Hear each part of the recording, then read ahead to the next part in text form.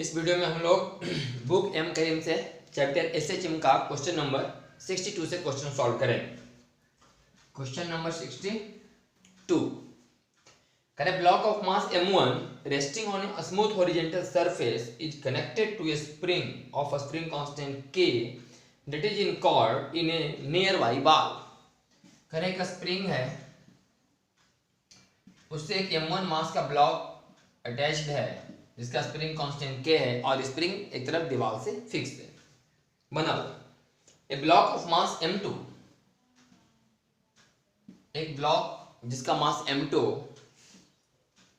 Is equal to beta m1, जहां m1 1 kilogram का है, बीटा 0.5 गुने 1 बराबर 0.5 किलोग्राम का है, इस पर रखा हुआ है और इन दोनों सरफेस के बीच में घर्षण का मान μs। तो calculate the time period of oscillation of the system assuming the two bodies move as unit. अगर दोनों बॉडी एक साथ मूव करे तो सिस्टम का एक्सीलरेशन क्या है, नीचे स्मूथ है। सिस्टम का एक्सीलरेशन है, टाइम पीरियड क्या है, 2 pi under root m1 plus m2 by k बराबर 2 पाई m1 plus m2 by k बराबर पाई। 1.5 बाई 6 4 का 2 से 2 कैंसिल पाई। अब सवाल है calculate the maximum oscillation amplitude the permits the two bodies to move as a unit. Maximum इसका amplitude कितना होना चाहिए, मेन पोजीशन से कितना आगे और कितना पीछे जाए ताकि ये दोनों बॉडी साथ साथ चले। Maximum acceleration is equals to omega square है और फ्रिक्शन में हम लोग पढ़ते हैं कि friction is less than equal to mu s में, कि मैक्सिमम एक्सीलरेशन का मान कितना हो सकता है म्यूएस जी। तो एसएचएम के हिसाब से मैक्सिमम एक्सीलरेशन ओमेगा स्क्वायर है, फ्रिक्शन के हिसाब से मैक्सिमम एक्सीलरेशन म्यूएस जी, मतलब ओमेगा स्क्वायर है less than equal to mu s g. तो ओमेगा का मतलब 2 पाई बाई टी का मतलब pi whole square a less than equal to mu s g. तो पाई पाई 2 दूनी 4, तो a इज इक्वल टू 0.98, मतलब a का वैल्यू 0.98 या तो उससे कम होना चाहिए, मतलब मैक्सिमम 0.9 होना चाहिए। a का मैक्सिमम वैल्यू 0.98 होना चाहिए। ये क्वेश्चन नंबर 62 का आंसर। एक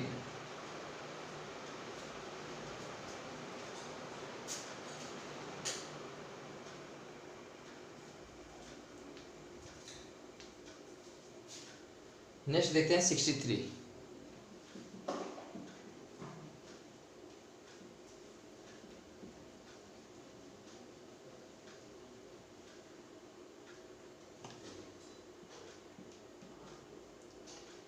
कह रहे massive block of mass m1 resting on a frictionless horizontal surface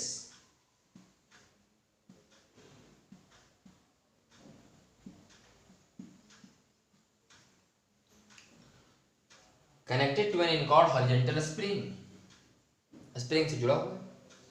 The oscillation frequency is n, frequency, time period 1 by n. A much less massive block of mass m2 is placed on the top of the block m1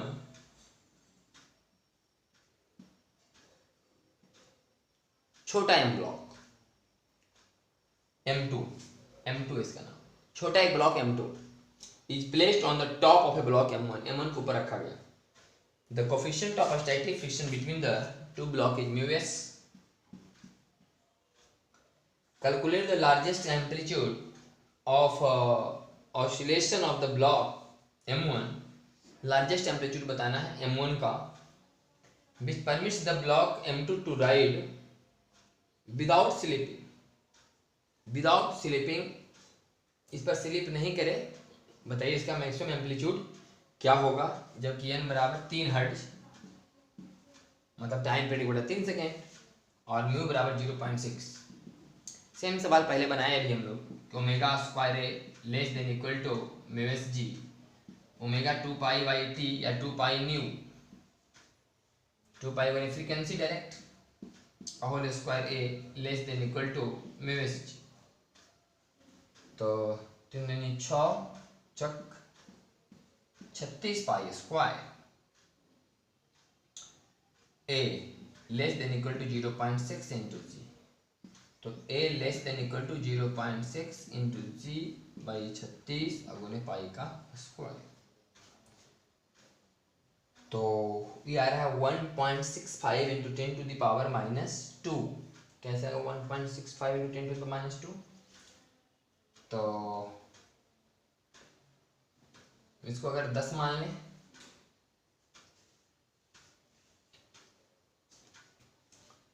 m1 m2 तो 0.6 into जी pi square बराबर 10, pi square बराबर 10, जी का मान 10 मान लिए। तो 0.6 का हो जाएगा 6 बटा 360,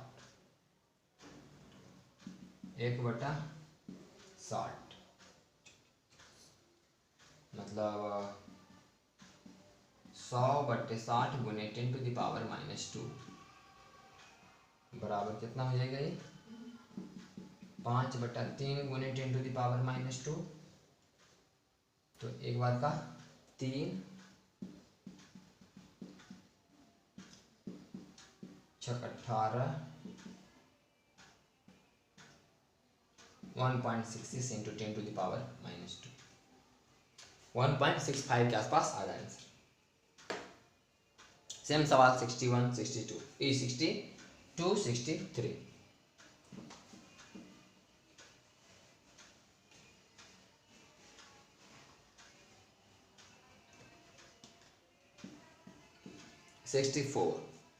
calculate the time period of a pendulum of infinite length. अनंत लंबाई का एक पेंडुलम है, t बराबर 2 पाई अंडर रूट l बटा 1 plus r by L into ji.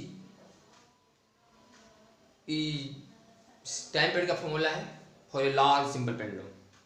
Large simple pendulum के लिए टाइम पीरियड का फॉर्मूला है 2 पाई अंडर रूट l बटे 1 प्लस r बटा एल इंटू जी। और लिखा हुआ है कि L1 plus L by are.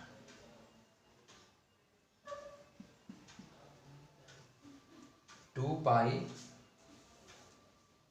Time period of pendulum of infinite length, ये फॉर्मूला नहीं लगाया आप, लगाइए t बराबर 2 पाई r बटा 1 प्लस r बटा l इंटू जी। ये फॉर्मूला आपका करवाया होगा कि when a simple pendulum is very large, when a simple pendulum is very large. Formula मेन रूप से ज़्यादा था t बराबर 2 pi under root L R बटा एल plus R into g. T बराबर 2 pi under root L R बटे L plus R into g, main formula ये आता था। तो उसमें हम लोग एल से यहाँ डिवाइड करते थे, एल से यहाँ और एल से यहाँ, टी फार्मूला बन गया।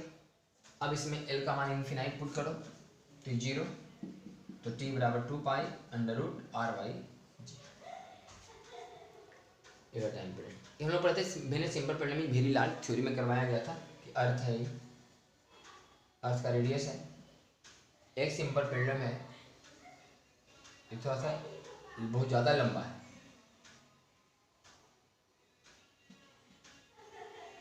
एल, तो यहाँ काम कर रहा था एम जी। ई को हम लोग फाई मानते थे, आई कोण थीटा, तो इसको मिला के होता था यहाँ से यहाँ फाई आई थीटा, कोई मिला के थीटा प्लस फाई, तो इधर m g cos theta plus phi और इधर m g sine theta plus phi, और m g sine theta plus phi into L बराबर आई अल्फा लिखते थे हम लोग, टोटल बराबर आई अल्फा। तो यहाँ से हम लोग सॉल्व करके लाते थे टी बराबर 2 pi under root L R बटे L plus R into G, और इसमें हम लोग ऊपर एल से और नीचे भी एल से डिवाइड किए, तो नया फॉर्मूला ये आ गया। अब इसमें L is equal to infinite put कर दिया गया। जब L is equal to infinite put कर दिया गया तो ये कैंसिल हो गया, 0 लगो आ गया 2 pi under root R by g. इसमें हम लोग ऐसे भी करते थे कि इसमें इसमें भागा दिए एल से, आर से डिवाइड कर देते। अगर आर से डिवाइड करते तो 2 पाई अंडर रूट एल बटा आर प्लस 1। और इस केस में हम लोग मानते थे कि एल बहुत स्मॉल है, एल बहुत छोटा है। जब एल बहुत छोटा है तो एल बटे आर का मान लगभग 0, तो 2 pi under root L by small simple pendulum के लिए।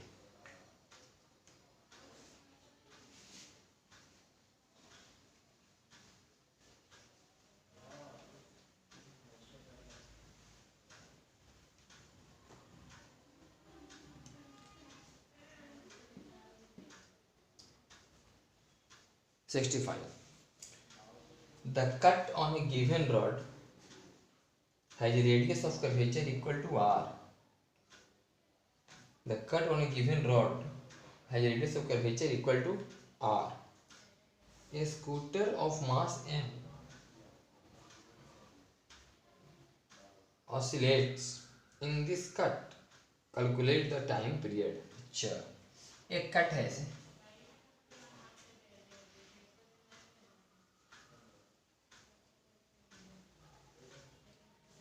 एक कट ऑन ए गिवन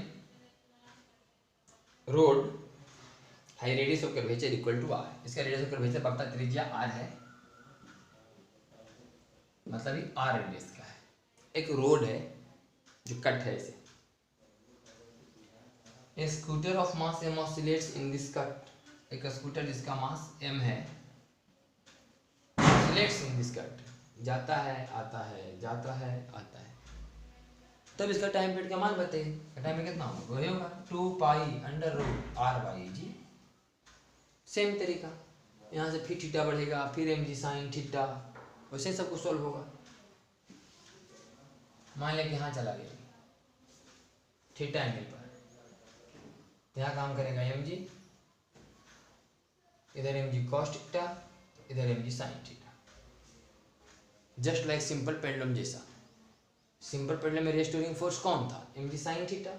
यहाँ भी कौन आएगा? M g sine theta. तो आंसर क्या होगा? 2 pi under root L by g. यहाँ एल की तरह कौन काम करेगा? R. 2 pi under root R by g. 66 number.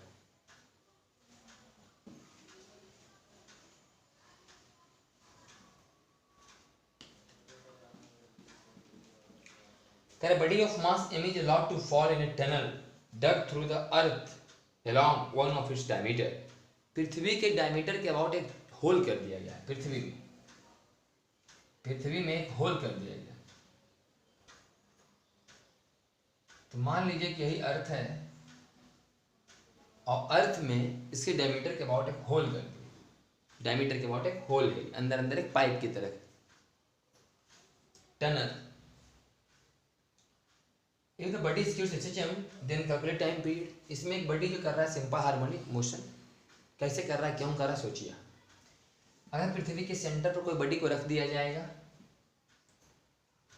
तो इस पर तो नेट फोर्स 0 काम करेगा, लेकिन इसको जैसे ही पृथ्वी के सेंटर से इधर लेके जाएंगे x, तो पृथ्वी अपने केंद्र की ओर इसे खींचेगी। जैसे मान लें कि आपने यहाँ लिया किसी बॉडी को जिसका मास m है, तो पृथ्वी खींचेगी कितना एक्सीलरेशन से, खींचेगी, देखते हैं। अच्छा, ये पृथ्वी के सरफेस से कितना नीचे है? r minus x.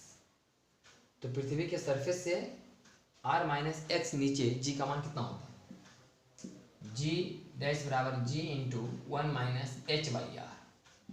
मतलब g इंटू 1 माइनस एच के जगह r minus X by R बराबर g into R minus R plus X by R बराबर जी एक्स बाई आर। इतना एक्सेलरेशन से पृथ्वी इस पर बल, इसको मतलब आप अपनी तरफ खींच रही होगी। पृथ्वी के सरफेस कितना अंदर है? R minus X. तो पृथ्वी के अंदर जी का मान कितना होता है? फॉर्मूला लगा दिए। अभी तुरंत कहाँ काम कर रहा है? अंदर। ये जो एक्सेलरेशन है जी डैश कहाँ काम कर रहा है? अंदर काम कर रहा है, अंदर के काम कर रहा है। और एक्सीलरेशन देखिए डायरेक्ट पोर्शन है कि नहीं एक्स का। ये जी डैश क्या एक तरह से इस पर लगने वाला एक्सीलरेशन। तो acceleration is equal to g x by R. यहाँ ओमेगा स्क्वायर कौन हुआ, जी बाई आर, तो omega square is equals to g by R.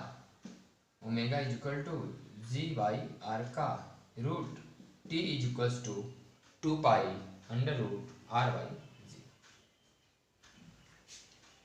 तो हो गया आपका क्वेश्चन नंबर 66 का आंसर। नेक्स्ट देखते हैं 67।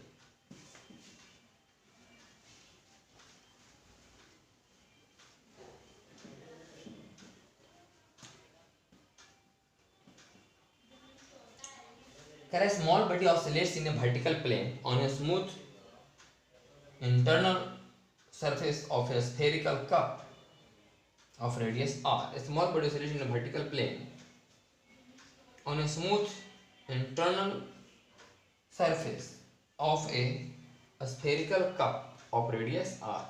फिर वही सवाल है कि spherical cup है,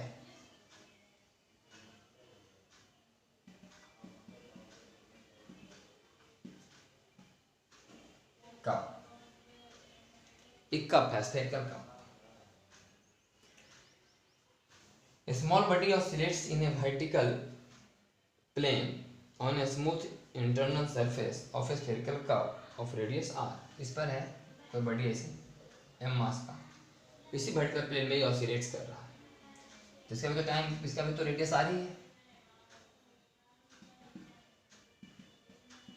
तो अभी जस्ट रीजन का सवाल हम लोग बनाए, इसका आंसर कितना होगा, t बराबर 2 pi under root R by g.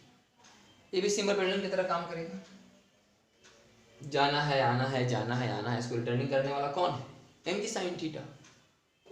तो फिर वही आंसर आएगा घूर फिर के, टी बराबर 2 pi under root R by g. 68 देखिए,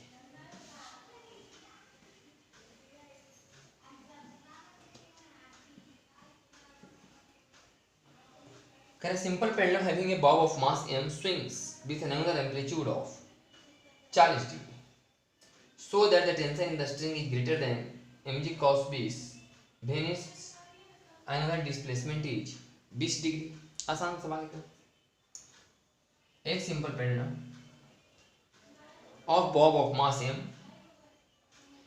swings with an angular amplitude of 40 degree, angular amplitude of 40 degree, so that the tension in the string is greater than mg cos 20 when its angular displacement is 20 degree।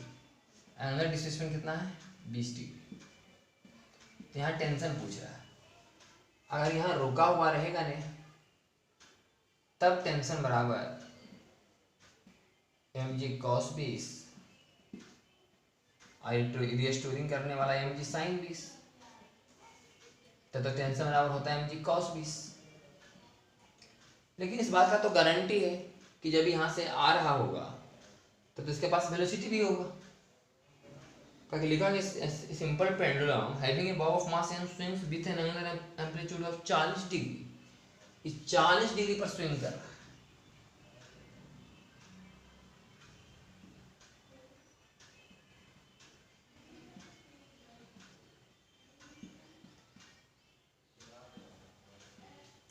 तब 20 degree पर कुछ तो velocity होगा, यहाँ velocity 0, यहाँ velocity maximum, तो यहाँ कुछ तो वेलोसिटी होगा।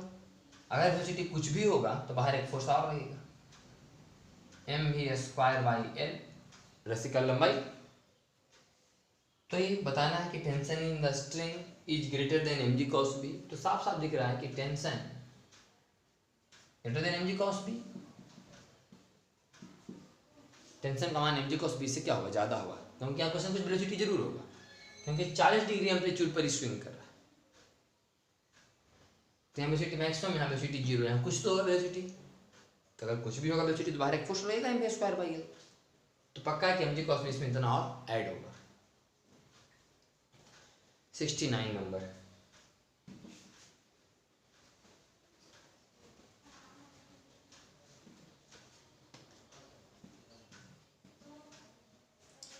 a block of mass m is resting on a piston which is moving vertically with a SHM of time period 1 second. एक पिस्टन है,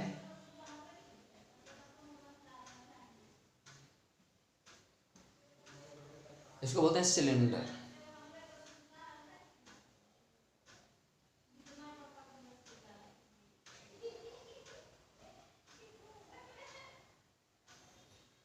इसके अंदर में एक पिस्टन लगा हुआ है। मान लिया कुछ ऐसा सिस्टम लगा हुआ होगा,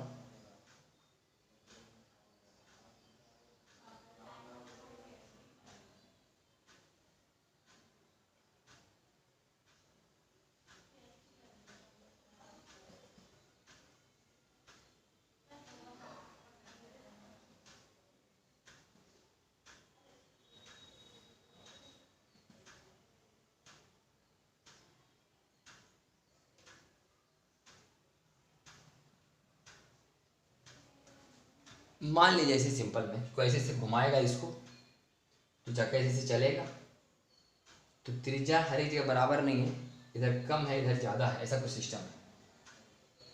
ये कुछ ऐसा डिजाइनिंग है बनाया हुआ।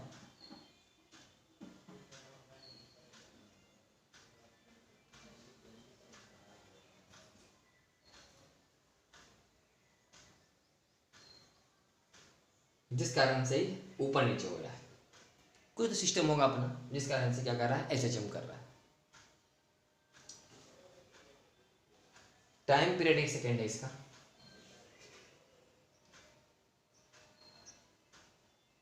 इसका time period 1 second. At what amplitude of motion of the block and piston will at what amplitude the motion of the block and piston will separate। इस पर एक ब्लॉक रखा हुआ है मास का, करा कितना एम्पलीट्यूड से ऐसे चम करे कि अलग हो जाए, सेपरेट हो जाए। Also calculate the maximum velocity of the piston at this amplitude, और मैक्सिमम वेलोसिटी का मान भी बताइए। देखिए भैया, पिस्टन जब ऊपर जाएगा तब तो अलग होने का बात ही नहीं। पिस्टन जब ऊपर जाएगा तो ईएम इस पर से अलग हुआ कोई बात ही नहीं। जब पिस्टन नीचे आने का रहेगा ना, उस समय हो सकता है कॉन्टैक्ट छोड़ दे अगर इसका एक्सेलरेशन जी से ज़्यादा हो जाएगा। इसलिए ओमेगा स्क्वायर ए का मान जी से कम होना चाहिए। जब नीचे आ रहा हो पिस्टन किनारे से नीचे, तब हो सकता है कि एम मास का ब्लॉक कांटेक्ट छोड़ दे। इस सवाल हो गया लिफ्ट के जैसा। पिस्टन को अगर आप लिफ्ट समझिए और एम मास के ब्लॉक को एक आदमी समझिए, तो रिटर्न्स ऑफ मोशन वाले चैप्टर में हम लोग पढ़ते थे कि अगर किसी लिफ्ट में कोई आदमी सवार है और लिफ्ट अगर जी से ज़्यादा एक्सेलरेशन से नीचे जाए तो आदमी अपना कांटेक्ट को छोड़ दे। तो जब पिस्टन सबसे किनारे में होगा ऊपर में, तब तो नीचे की तरफ जो एक्सेलरेशन काम करता हो वो ओमेगा स्क्वायर ए, और अगर ओमेगा स्क्वायर ए का वैल्यू जी से ज़्यादा हो जाए तो कांटेक्ट छूट जाएगा। तो कांटेक्ट नहीं छूटने के लिए omega square a less than equal to g होना चाहिए। तो यहाँ से हमें निकालना है एम्पलीट्यूड, और omega is equal to 2π/t का whole square a less than equal to जी, और टी का मान 1 है, इसलिए 4π² ए लेस देन इक्वल टू जी। तो जी का मान अगर 10 कवर करें तो ख़त्म, और ए लेस देन इक्वल टू 1/4 मतलब 0.25 मैक्सिमम एम्पलीट्यूड निकल गई। अब बताना इसमें maximum velocity omega a 2π/t into a बराबर 0.5π। 3.14 का आधा जो भी आ जाए इतना मीटर पर सेकेंड। Question number 70।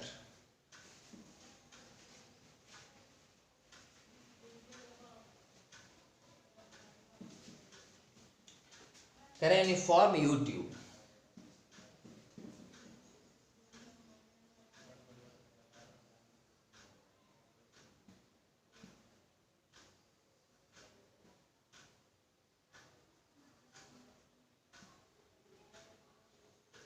ये हमारा U tube uniform U tube contain some liquid to a height 50 centimetre in each.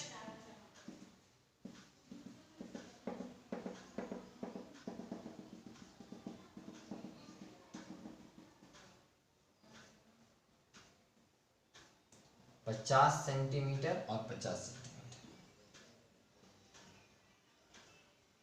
दोनों लिम्ब में इक्वल हाइट तक लिक्विड भरा गया। If the liquid is only being depressed and released, एक हल्का सा किसी को दबा करके छोड़ दिया जाए, अब बताओ कि टाइम पीरियड का मान क्या होगा। हल्का सा दबा के छोड़ते हैं, इसको दबा रहे हैं हल्का सा, x तो इधर चढ़ेगा x,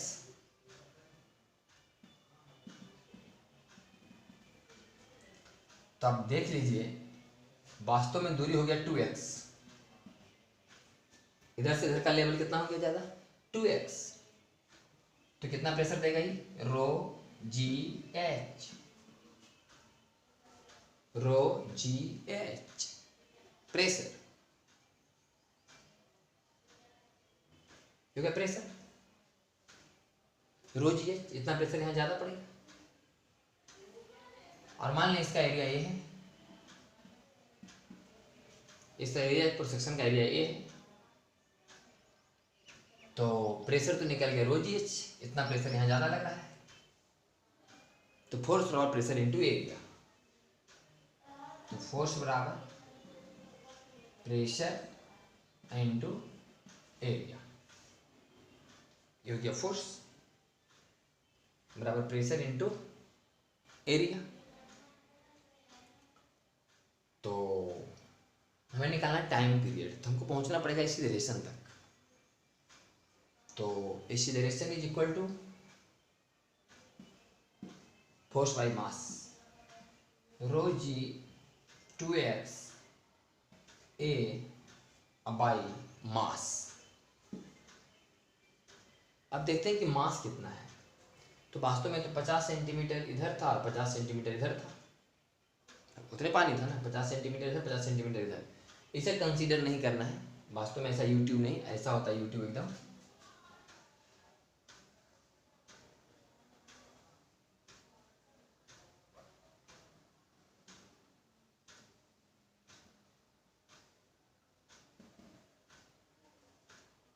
ऐसे एकदम ई वाला जो है एकदम कंसीडर नहीं करना है कि हाँ इतना चौड़ाई है, इस तक कंसीडर नहीं करना, ऐसा होता है। तो 50 सेंटीमीटर इधर से समझिए और 50 सेंटीमीटर इधर, तो कुल 1 मीटर पानी का लेवल है, तो 1 मीटर में कितना पानी हटेगा देख लीजिए, रो जी 2x ए एरिया हो गया, एरिया गुने ऊंचाई वॉल्यूम 50 सेंटीमीटर 0.5 मीटर 0.5 मीटर ऊंचाई होगी कुल मिला के पानी का लेवल का, वॉल्यूम गुना डेंसिटी बराबर मास, तो रो ए बराबर 2gx, मतलब ओमेगा स्क्वायर बराबर 2g, तो ओमेगा बराबर अंडर रूट 2g, तो कितना आएगा ये अंडर रूट 2g। तो चूंकि यहाँ पर हाइट का मान एक आया 50 सेंटीमीटर, 50 सेंटीमीटर का वैल्यू रख दिया हम, आपका बुक में देखिए तो h दे दिया उसमें, तो अगर यहाँ h होता जैसे 50 सेंटीमीटर 50 सेंटीमीटर तो h हो गया ना, हम 50 सेंटीमीटर का मान रख लिए। अगर हम थ्योरी के समझ के बनाए तो 50 सेंटीमीटर को अगर मान लो तुम h, इधर भी h था और इधर भी कितना था शुरू में h, तो यहाँ पर क्या लिखा था 2h, वो तो 50 सेंटीमीटर था तो दे दिए 2 गुने 50 सेंटीमीटर बराबर 1 मीटर, आई 2 से 2 कटता तो gx/h आता, तब a बराबर आता gx/h, तब बोलते कि a omega square is equal to g/h, इसलिए t बराबर 2 pi under root h/g, theory type से हो गया ये। h मान लिए ऐसे h का मान 50 सेंटीमीटर है, अब पुट कर देंगे h का मान 50 सेंटीमीटर, एक फार्मूला बन गई 2 पाई अंडर रूट h/g, तो t is equal to 2 pi under root h का मान 0.5/g का मान 10, ये जो भी देना होगा देना है, बाकी इसका आंसर आ जाएगा 1.42 सेकेंड। अगर देखिए क्वेश्चन नंबर 71, फ्लूइड मैकेनिक्स का समझो सवाल है, अब कोई ज़्यादा अंतर है नहीं, फ्लूइड मैकेनिक्स पढ़ना कोई जरूरी नहीं, बिना पढ़े भी समझ आना चाहिए बात, कुछ नहीं क्यों भैया, मास खाली निकालना है, मास पानी का मास, ऐसा यूट्यूब समझना है। तो कुल पानी कितना है 50 सेंटीमीटर इधर 50 सेंटीमीटर इधर, h और h, तो 2h मीटर लंबा पाइप में कितना वॉल्यूम होगा, a into 2h, volume volume into density mass. अब ले लास्ट सवाल क्वेश्चन नंबर 71,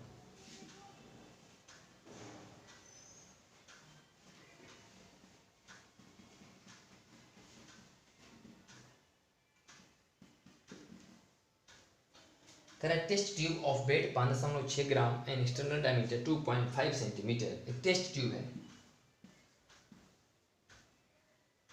मान लें टेस्ट ट्यूब, इसका वेट 5.6 ग्राम और diameter 2.5 centimetre is floated in vertically in water by placing 10.4 gram of mercury in it। इस ten tube में 10.4 gram mercury है और ये तैर रहा है वर्टिकली वाटर में।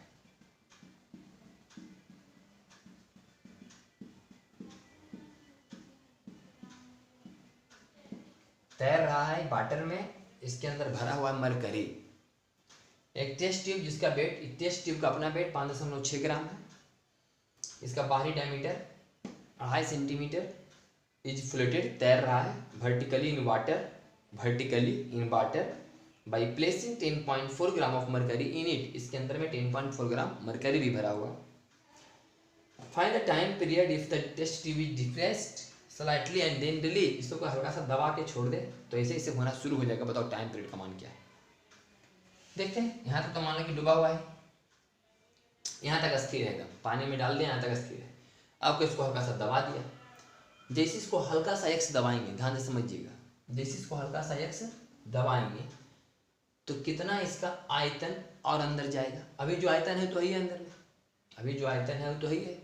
इस पर बुआंसी फोर्स लग रहा होगा, उत्प्लावन बल ऊपर, वेट नीचे, उत्प्लावन बल और वेट दोनों बैलेंस होगा और ये टेस्ट ट्यूब ऐसा भी स्थिर होगा अपने मेन पोजीशन में। कोई इसको एक्स दबा दे जबरदस्ती, और जबरदस्ती एक्स दबा देगा तो बुआंसी फोर्स का मान तुरंत बढ़ जाएगा, क्योंकि जब किसी वस्तु को जितना भाग पानी में डूबेगा उतना ज़्यादा पानी हटाएगा, जितना ज़्यादा पानी हटाएगा उसी पानी के भाग को बोलते हैं बुआंसी फोर्स। तो अभी भी बुआंसी फोर्स लग रहा है, बुआंसी फोर्स और वेट दोनों एक दूसरे को बैलेंस किए हुए हैं और ये टेस्ट ट्यूब अपने मेन पोजीशन में। जबकि इसको एक से दबा देगा तो इसका कितना मतलब कि वॉल्यूम पानी में और जाएगा, बोले एरिया इंटू एक्स। इसका एरिया इंटू एक्स, जितना हम दबाएंगे उतना वॉल्यूम और पानी में घुसेगा। तो जितना वॉल्यूम इसका और अंदर जाएगा उतना वॉल्यूम कौन हटा, वहाँ से पानी हटा, मैंने इतना पानी वहाँ से हट गया। क्योंकि हमारे एक्स दबाने से इसका इतना आयतन पानी में और अंदर जाएगा, तो इतना पानी वहाँ से हटा, तो हटाया गया। ये जो पानी का हटा हुआ क्या है, पानी का हटा हुआ आयतन, ऐसे पानी की डेंसिटी से गुना कर दो तो मास निकल गया। क्या निकल गया, मास। हटाया गया पानी का मास, आज इसे गुना करो तो वेट, हटाया गया पानी का वेट। यही वेट जो होता है, हटाया गया पानी का वेट, वही धक्का मारता है ऊपर। यही फोर्स है जिसको ऊपर की तरफ धक्का मारेगा, हमारे दबा देने से तुरंत फेंकना चाहेगा। यही फोर्स है, बराबर मास इंटू एक्सीलरेशन। फोर्स बराबर मास इंटू एक्सीलरेशन। तो एक्सीलरेशन बराबर ए एक्स पानी का density into ji by M by M. तो ओमेगा स्क्वायर बराबर ए बराबर ओमेगा स्क्वायर एक्स, तो ए पानी का डेंसिटी जी बाई एम। तो सॉल्व कर लेते हैं इसको। ए क्या है, एरिया, एरिया कितना होगा, पाई आर स्क्वायर। तो पाई 2.5 सेंटीमीटर का हो जाएगा, 2.5/2 सेंटीमीटर, आर हो गई इसका स्क्वायर। पानी का डेंसिटी 1000, जी का मान, जी का मान लेते हैं किसमें, 10 बटा मास। मास कितना है टोटल, 5.6 ट्यूब का, 10.4, 10 5 15 और 1 16 ग्राम, 16 गुने 10 के पावर -3, तो -4 अब +4, तो 10 का पावर 3 ऊपर जाएगा। तो पाई इंटू 2.5 इंटू 2.5 6.25, 2 का 4 अगुने 10 का पावर 3 और नीचे में 16, ये हो गया ओमेगा का स्क्वायर।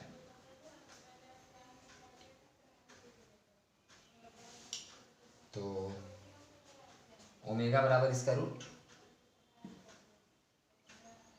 तो 6.25 का 2.5,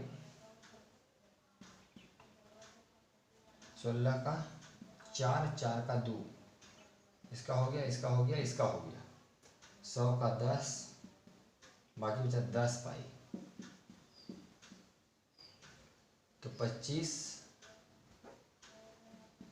बटा 8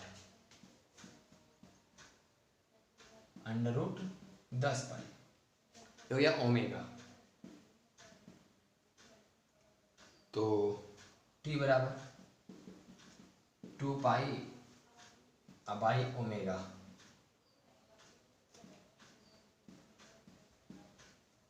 अंडर रूट 10 पाई। तो 8 चला जाएगा ऊपर, तो 8 दूनी 16 पाई बटा 25 और अंडर रूट 10 अब अंडर रूट पाई। तो अंडर रूट 10 का मान भी पाई, तो पाई स्क्वायर बराबर 10, पाई स्क्वायर का मान लगभग 10, तो 10 का रूट बराबर पाई, मोटा मोटी काट दो इसको, तो 16 बटा 25 गुने रूट पाई। अभी तो सॉल्व करना पड़ेगा, 16 बटा 25 गुने रूट पाई। तो कैसे सॉल्व करेंगे इसको, 16 बटे 25 गुने रूट पाई को, मेन तो बात है कि रूट पाई का वैल्यू, इसको देखते हैं कैलकुलेटर से करके।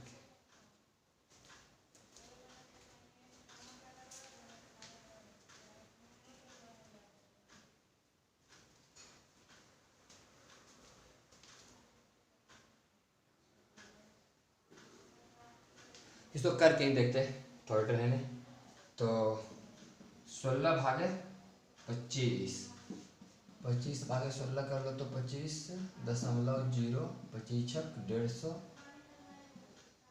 25 चौका 100, 0.64, 0.64 भागे रूट 3.14, पाई का मान 3.14, तो 3.14 का रूट मैंने 314, 18 गुने 18, 88 64 का 4, बाकी बचा 6 8, 18 44 से 8 और 1 4, 324, तो मोटा मोटी 0.8, 0.64 भागे 0.8 बराबर 640 बटा नहीं 64 बटा 180, तो 18 तिया 54, 18 चौका 72, हाँ आ जाएगा लगभग 0.36।